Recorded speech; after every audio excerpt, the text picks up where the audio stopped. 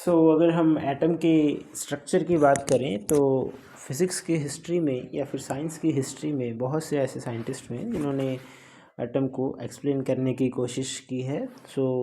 उनमें से ही एक हैं नील बोहर। इनके द्वारा दी गई थ्योरी को हम अपनी इस क्लास में डिस्कस करेंगे। ओके। जब नील बोहर ने ये थ्योरी दी तब तक इलेक्ट्रॉन, प्रोटॉन और न्यूक्लियस की डिस्कवरी हो चुकी थी और उसके बाद इन्होंने जो बाल्मर सीरीज़ है उसको एक्सप्लेन करने के लिए बोहर थ्योरी ऑफ एटम को इंट्रोड्यूस किया। But Bohr theory of hydrogen atom को एक्सप्लेन करने से पहले कुछ इनके बोहर थ्योरी मॉडल जो है, एटॉमिक मॉडल जो है और उसके कुछ पोस्टुलेट जो हैं उसको भी बताया गया। क्या है नील बोहर के द्वारा एटॉमिक मॉडल के लिए दिए गए पोस्टुलेट्स, हम देखते हैं। फर्स्ट पोस्टुलेट जो है कि वो है सर्कुलर ऑर्बिट्स।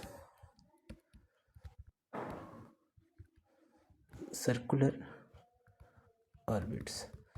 ये जो फर्स्ट पोस्टुलेट है ये जैसा कि रदरफोर्ड मॉडल में था कि जो इलेक्ट्रॉन है वो आपके न्यूक्लियस के अराउंड किसी सर्कुलर ऑर्बिट्स में रिवॉल्व करते हैं। इसमें भी सेम वे से जो इलेक्ट्रॉन्स हैं वो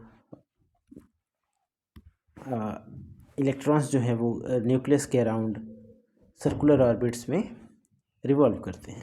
ओके। अब क्वेश्चन ये है कि अगर न्यूक्लियस के अराउंड सर्कुलर ऑर्बिट्स को ड्रा किया जाए तो बहुत सारे हम सर्कुलर ऑर्बिट्स को ड्रॉ कर सकते हैं। इस पॉइंट पे भी कर सकते हैं या इसके बीच में भी कर सकते हैं, कहीं भी, मतलब बहुत सारे सर्कुलर ऑर्बिट्स को, infinite number of circular orbits को हम यहाँ ड्रॉ कर सकते हैं। कौन से ऑर्बिट को कंसिडर किया जाए और किस ऑर्बिट को छोड़ दिया जाए, है ना। सेकंड पोस्टुलेट में नील बोहर ने बताया कि जो सर्कुलर ऑर्बिट्स हैं सिर्फ वही वाले सर्कुलर ऑर्बिट्स होंगे जिनका एंगुलर मोमेंटम जो है L जो है वो होगा NH/2π होगा। ठीक है। यहाँ पे n की वैल्यू ये होती है 1, 2, 3 एंड सो ऑन। कोई भी पॉजिटिव इंटीजर जो है वो n की वैल्यू हो सकती है। इसके अलावा ये जो h है, h को आप प्लैंक्स कांस्टेंट बोलते हो, Planck's constant. Okay.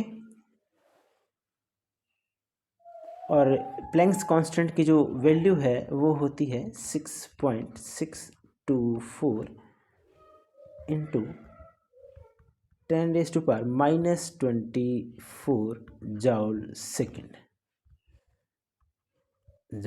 Second. Okay. इसमें एक और छोटी सी प्रॉब्लम ये थी कि अगर इलेक्ट्रॉन इन ऑर्बिट्स में रिवॉल्व कर रहे हैं, चाहे ये n=1 वाला ऑर्बिट है, फिर n=2 वाला ऑर्बिट है, फिर n=3 वाला ऑर्बिट है एंड सो ऑन, इस तरह से इलेक्ट्रॉन जो हैं अपने ऑर्बिट्स में रिवॉल्व कर सकती हैं। बट जब इलेक्ट्रॉन यहाँ पे किसी ऑर्बिट में रिवॉल्व कर रही हैं, ओके, ये इसकी डायरेक्शन कंटिन्यूसली चेंज हो रही है ना। इस पॉइंट पे डायरेक्शन इधर हो जाएगी, इस पॉइंट पे डायरेक्शन इधर हो जाएगी, इस पॉइंट पे डायरेक्शन कुछ इस डायरेक्शन में हो जाएगी। जब डायरेक्शन चेंज हो रहा है मोशन का, हम इसे कह सकते हैं कि ये एक तरह का एक्सेलरेटेड मोशन है। बट इलेक्ट्रोडायनेमिक्स में अगर कोई चार्ज पार्टिकल एक्सेलरेटेड हो तो उसमें से रेडिएशन एमिट होती है। ओके। इस चीज़ के लिए थर्ड पोस्टुलेट जो बनाया गया वो ये था बोहर के द्वारा कि ये जो इलेक्ट्रॉन्स रिवॉल्व करेंगे ये फिक्स्ड ऑर्बिट्स में करेंगे। ओके। फिक्स्ड ऑर्बिट्स में करेंगे। ओके। इस पॉइंट पे हमारे पास कोई रीज़न नहीं था इस फिक्स ऑर्बिट को मानने का, या फिर इस फिक्स्ड ऑर्बिट को ये के प्रूफ के लिए कोई रीज़न नहीं था। बस ये एक आर्बिट्रेरी पोस्टुलेट था कि हाँ इससे ये जो इलेक्ट्रॉन है यहाँ पे किसी फिक्स्ड ऑर्बिट में ही रिवॉल्व करेंगे और ये एनर्जी लूज़ नहीं करेंगे, कंटिन्यूसली एनर्जी लूज़ नहीं करेंगे। बट एनर्जी अगर गेन करें या लूज़ करें तो वो क्या होगा कि किसी आउटर या फिर इनर ऑर्बिट में जंप कर जाएंगे। ओके, फॉर एग्ज़ाम्पल अगर ये फर्स्ट वाला ऑर्बिट में कोई इलेक्ट्रॉन है और एनर्जी को एब्जॉर्ब करता है तो ये सेकंड ऑर्बिट में जंप कर जाएगा। और सिमिलरली अगर सेकंड ऑर्बिट में है और एनर्जी जो है वो रिलीज़ करता है तो वो एक एग्जैक्ट अमाउंट ऑफ एनर्जी को रिलीज़ करेगा और ये फर्स्ट ऑर्बिट में पहुंच जाएगा। ओके, तो ये जो है ये फोर्थ पोस्टुलेट हो गया बोहर के द्वारा दिया हुआ कि अगर किसी ऑर्बिट के पास का एनर्जी लेवल कह लो कि अगर En1 है और सेकंड वाले का कुछ En2 है। ओके, सो जब ऑर्बिट हाइयर ऑर्बिट से लोअर इलेक्ट्रॉन हाइयर ऑर्बिट से लोअर ऑर्बिट पे जंप करेगा तो हमारे पास जो फ्रीक्वेंसी आएगी, जो एनर्जी आएगी कह लो कि एच न्यू जो एनर्जी आएगी वो होगा En2 माइनस En1। ओके, इसे हम चेंज इन एनर्जी लिख देते हैं। ओके, सो ये चार पोस्टुलेट थे। फर्स्ट में क्या था कि जो इलेक्ट्रॉन्स हैं वो सर्कुलर ऑर्बिट्स में रोटेट करेंगे, रिवॉल्व करेंगे। सेकंड जो है वो एंगुलर मोमेंटम जो है इलेक्ट्रॉन्स का वो उन्हीं ऑर्बिट में रिवॉल्व करेंगे जिन ऑर्बिट्स में एंगुलर मोमेंटम NH/2π हो और n की जो वैल्यू है वह 1 2 3 4 कोई भी इंटीजर पॉजिटिव इंटीजर हो सकता है। और h जो है इस केस में हमारे पास प्लैंक्स कांस्टेंट है जिसकी वैल्यू 6.624 इंटू 10⁻⁻24 है। एंड ये जो है इलेक्ट्रॉन्स जो हैं ये किसी फिक्स्ड ऑर्बिट में रिवॉल्व करेंगे और ये जब एक ऑर्बिट से दूसरे ऑर्बिट में जंप करेंगे तो एक पर्टिकुलर एनर्जी को एमिट करेंगे जिसकी जो वैल्यू होगी वो En2 माइनस En1 होगा। सो अब हम आगे बढ़ते हैं और शुरू करते हैं Bohr theory for the hydrogen atom. तो क्या है Bohr theory for the hydrogen atom?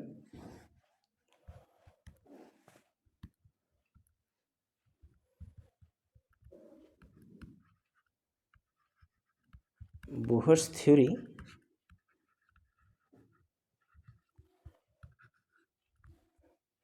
For H atom, hydrogen atom. Okay, so mainly ये बोहर के चारों पोस्टुलेट्स के ऊपर ही बेस्ड है। तो पहले हम एक एटम को, हाइड्रोजन एटम को कंसिडर कर लेते हैं। सो उसके लिए हम एक न्यूक्लियस बना लेते हैं पहले और एक ऑर्बिट जो है वो ले लेते हैं। सो हमारे पास ये एक सर्कुलर ऑर्बिट हो गया एंड सपोज कि एक इलेक्ट्रॉन इस ऑर्बिट में रिवॉल्व कर रहा है। सो इस केस में एक इलेक्ट्रॉन जो है यहाँ पे हम कंसिडर कर लेते हैं। सो इस सेंटर से एक लाइन जो है हम ड्रॉ कर लेते हैं, न्यूक्लियस और इलेक्ट्रॉन को ज्वाइन करते हैं और ये जो लाइन है ये रिप्रेजेंट करेगा कि radius of this circular orbit है। सो इसे हम R कंसिडर कर लेते हैं, radius of this circular orbit को।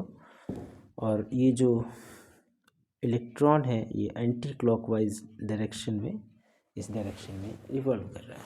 सो इस केस में हमारे पास जो वेलोसिटी है, लीनियर वेलोसिटी कुछ इस पॉइंट पे इस डायरेक्शन में होनी चाहिए।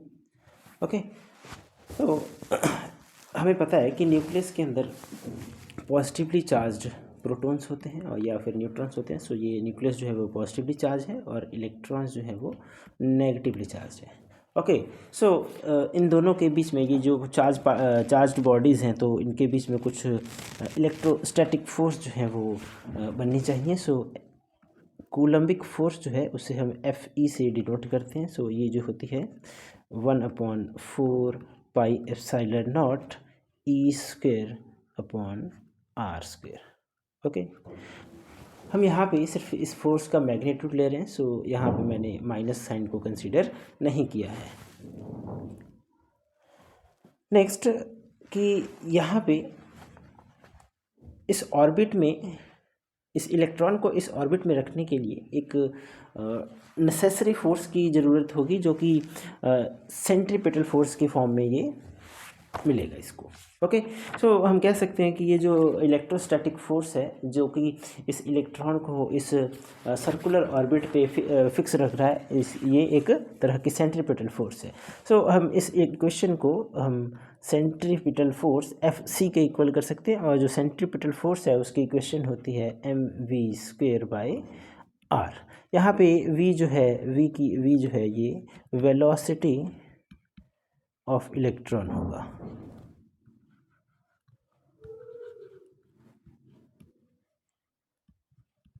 Okay,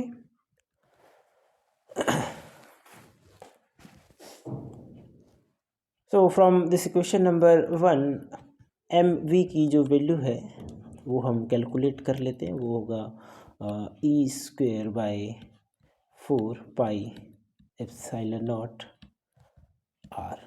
okay, now number this equation as equation number 2.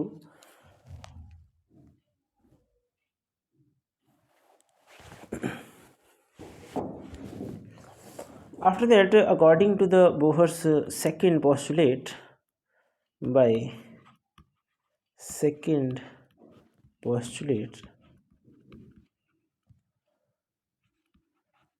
हमने देखा था कि जो L की जो वैल्यू होती है m v r is equal to n h by 2 pi होगा।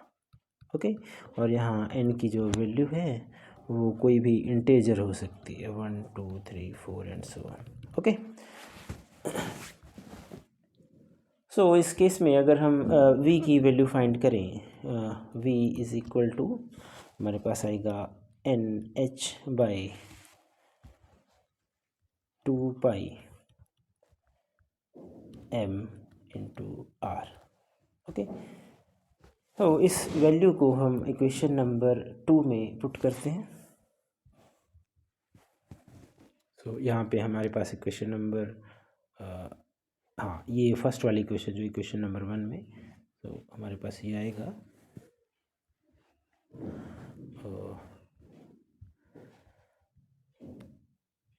E square bye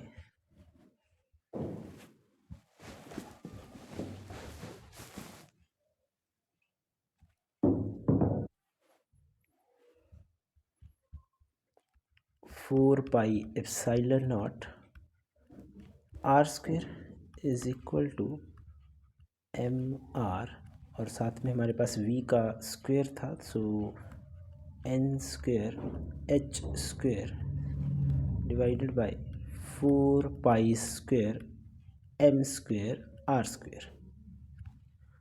okay, so from this equation we can find the value of r। तो अगर हम r की वैल्यू लिखें तो r की वैल्यू कुछ इस तरह से हम लिख सकते हैं यहाँ पे, r इज इक्वल टू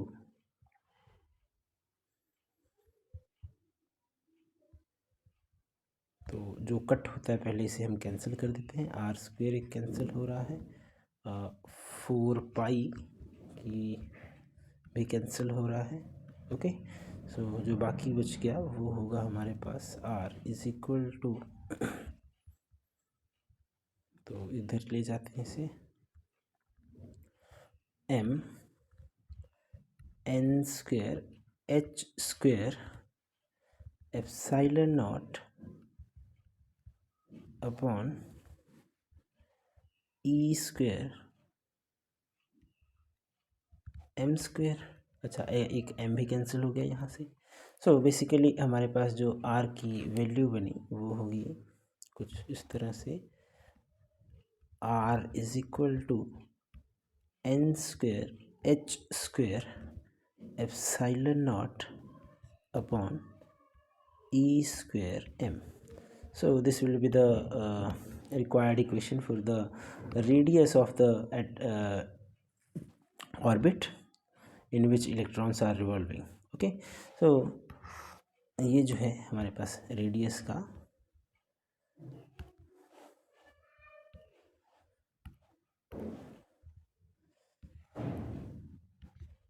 जो वैल्यू है ये हमारे पास ये आ गई. ओके, और यहाँ पे क्लियरली ये जो रेडियस की वैल्यू है ये n के ऊपर डिपेंड कर रही है. सो r की जो वैल्यू है ये directly proportional to the n square होगी.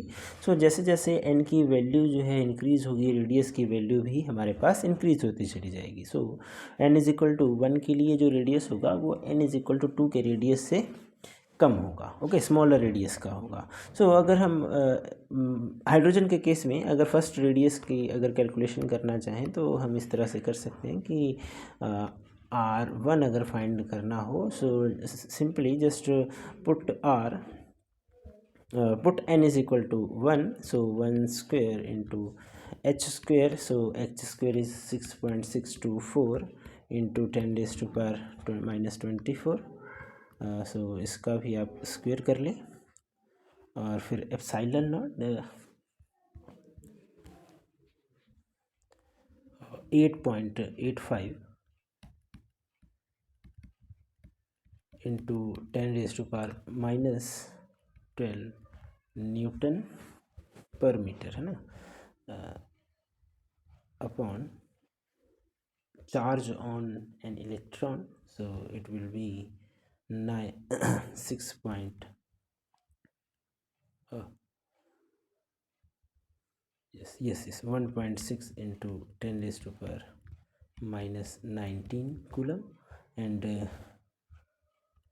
mass of the electron is 9.1 into 10⁻⁻31 kilogram. Okay, so putting all these values and calculating it, we get R1 is equal to 0.53 into 10⁻⁻10 meter.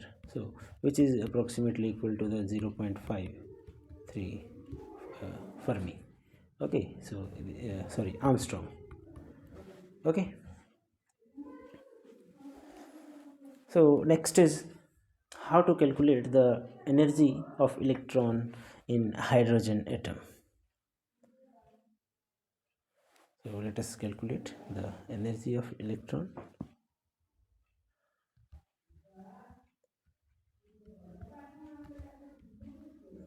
Energy of electron. Okay, so how can we calculate the energy of electron? First of all, we have to calculate the kinetic energy. Then kinetic energy is equal to, we know that it is equal to half mv square. So previously we calculated the value of mv square in equation number 2.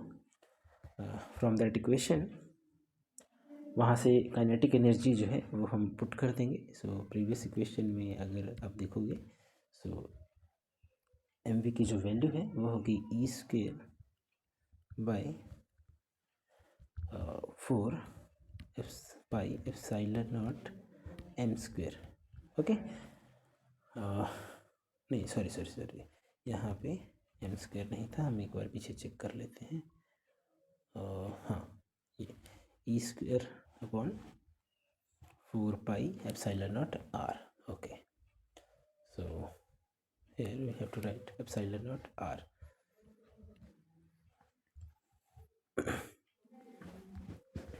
Also potential energy अगर आप लिखोगे तो इसको आप लिख सकते हो कुछ इस तरह से कि E into minus E upon 4 pi epsilon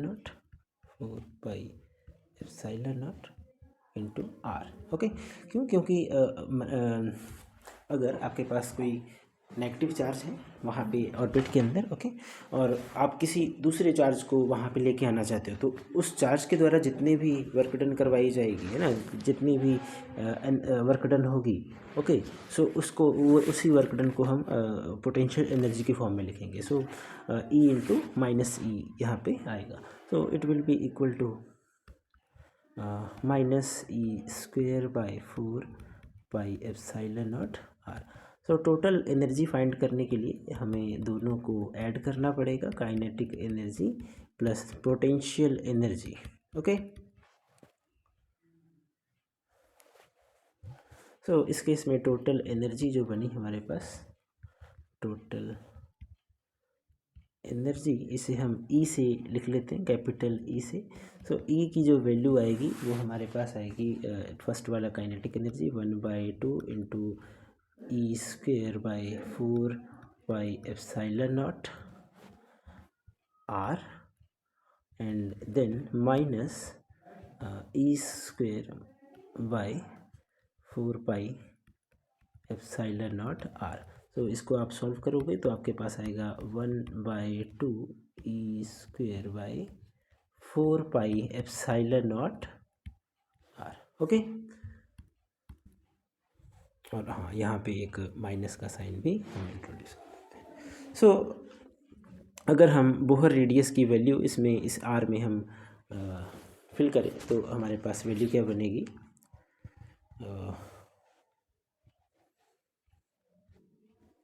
ई जो आर की जो वैल्यू है पहले हम लिख लेते हैं, जो आर की वैल्यू थी वो थी हमारे पास कुछ इस तरह से,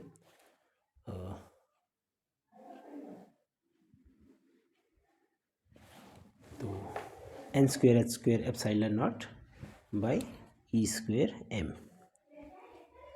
सो यहाँ से हम इसे पुट कर लेते हैं, N square H square epsilon naught by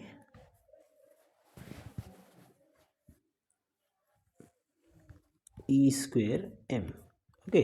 सो अगर जब हम इस वैल्यू को हम पुट करेंगे एनर्जी की इक्वेशन में, सो एनर्जी की जो वैल्यू है वो हमारे पास आ जाएगा E square by 8 pi epsilon naught, और आर की जब वैल्यू पुट करेंगे तो आर की value N square H square epsilon, अच्छा एप्सिलॉन नॉट 2 बार आ रहा है, सो एप्सिलॉन नॉट का हम स्क्वेयर कर देते हैं, ओके। और इसी के साथ हमारे पास ई की पावर जो है ये भी हमारे पास 2 ऐड हो जाएंगी, so this power will be 4, and साथ में हमारे पास एक एम की वैल्यू आ जाएगी, ओके। सो ये जो इक्वेशन है ये हमारे पास एक energy for the electron in the circular orbit के लिए हमारे पास एक इक्वेशन जो है वो आ गई है, ओके। सो एक काफ़ी इम्पोर्टेंट रिलेशन होगा, और आगे हम चलते हैं फ्रिक्वेंसीज और रेडिएशंस जो हैं या फिर वेव नंबर्स जो हैं वो कैसे फाइंड करेंगे, ओके।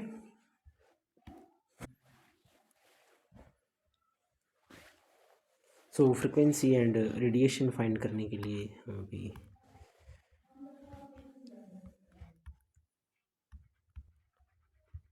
फ्रीक्वेंसी एंड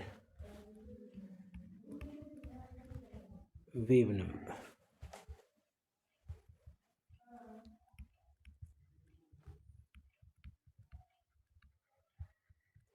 सो हम फ्रीक्वेंसी और वेव नंबर फाइंड करते हैं जब इलेक्ट्रॉन जो है एक ऑर्बिट से दूसरे ऑर्बिट में जंप करेगा। सो उस टाइम हमारे पास किस तरह से हम इसे कैलकुलेट कर सकेंगे कितनी एनर्जी जो है हमें वो मिलेगी, ओके। सो सपोज़ कि कोई पहला ऑर्बिट है, सपोज़ एक न्यूक्लियस है, और जो कोई इनर ऑर्बिट है, इसे हम नाम दे देते हैं कि इसका जो कोई क्वांटम नंबर है En1, ओके। और कोई दूसरा कोई एक ऑर्बिट है और इसको हम नाम देते हैं कि इसका जो क्वांटम जो नंबर है वो En2 है, ओके। सो जब एनर्जी इस इन दोनों ऑर्बिट के कोरस्पॉन्डिंग अगर हम फाइंड करेंगे, सो En2 की अगर वैल्यू की बात करें, सो हायर एनर्जी वाले की बात करें तो En2 इज इक्वल टू, ऊपर जो एनर्जी की इक्वेशन थी अभी, सो वहाँ से me⁴ upon 8 epsilon naught square h square n square, यही था। ओके, तो n जो है हमने n2 लिया है, सो n की जगह हम n2 पुट कर देते हैं। और इसी तरह से अगर फर्स्ट वाले ऑर्बिट की बात की जाए, सो उसे En1 से हम डिनोट कर देते हैं, और इसकी जो वैल्यू होगी वो होगी -me⁴ upon 8 epsilon naught square h square n square. Okay, और यहाँ पे ये जो एनर्जी है वो n1 के कोरिस्पॉन्डिंग है, सो यहाँ पे हम n1 कर देते हैं। Okay, so energy difference find करने के लिए बेसिक सिंपली हमें En2 से En1 को माइनस करना पड़ेगा। ओके, सो En2 माइनस En1 हम फाइंड कर लेते हैं। सो इस केस में हमारे पास क्या होगा कि m और e की पावर 4 और 8, और डिनोमिनेटर में जो एप्सिलॉन नॉट स्क्वेयर है और h स्क्वेयर है, ये सब कांस्टेंट्स हैं, सो ये कॉमन आ जाएंगे, और जो अंदर हमारे पास बचेगा वो होगा 1/n1 square minus 1/n2 square. Okay, so यहाँ पे फर्स्ट वाले के साथ जो हमारे पास एक कांस्टेंट फर्स्ट ऑर्बिट से रिलेटेड जो कांस्टेंट होगा वो है, और ये जो सेकेंड ऑर्बिट से रिलेटेड जो कांस्टेंट होगा वो है।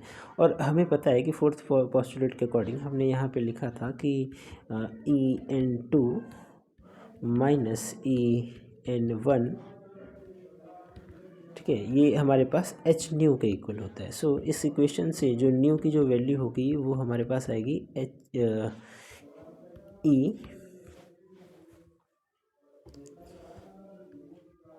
En2 minus En1 divided by h। Okay, so यहाँ से जो वैल्यू आएगी हम इस तरह से इसे लिख सकते हैं कि nu is equal to me⁴ upon 8 epsilon naught square h cube, और ब्रैकेट के अंदर 1/n1 square minus 1/n2 square.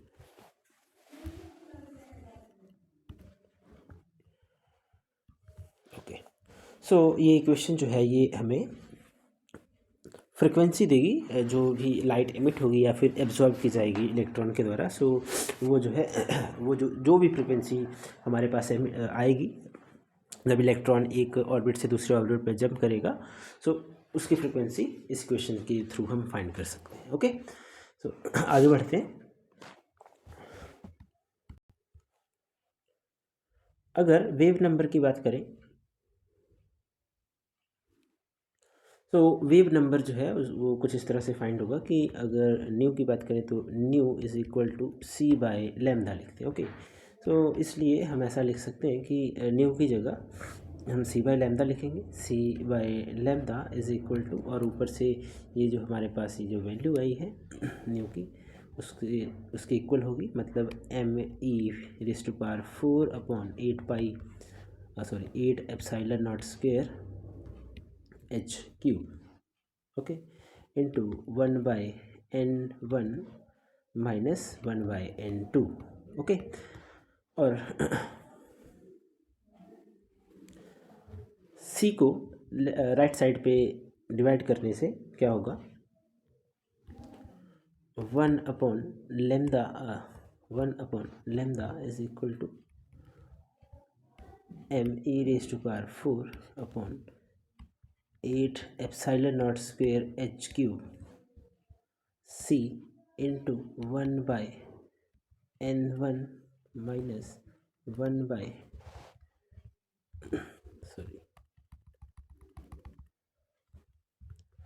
Epsilon naught square H cube C into 1 by n1 square, यहाँ भी स्क्वायर और यहाँ भी square, minus 1 by n2 square. Okay, तो ये जो वैल्यू है हमारे पास वेव नंबर की वैल्यू है, और इसे हम वेव नंबर को न्यू बार से हम रिप्रेजेंट करते हैं। So nu bar is equal to this equation. So इस इक्वेशन के थ्रू हम इस न्यू बार की वैल्यू को हम फाइंड कर सकते हैं। और ये ब्रैकेट के बाहर ये जो m(e⁴ e/8 epsilon naught square h cube c, ये जो है h क्यूब c है, यहाँ पे स्क्वायर लिख दिया गया। सो इसे हम किसी एक कांस्टेंट के इक्वल पुट कर देते हैं, और जिसका नाम है Rydberg constant. So nu bar is equal to r into 1 by n1 square minus 1 by n2 square. Okay, so ये जो इक्वेशन है ये हमारे पास वेव नंबर फाइंड करने के लिए है। और यहाँ पे ये r जो है r की वैल्यू है 1.0974 इंटू 10⁻⁷ मीटर इनवर्स। ओके, इसे हम रेडबर्ग कांस्टेंट बोलते हैं, RYDBERG, रेडबर्ग कांस्टेंट। ओके, सो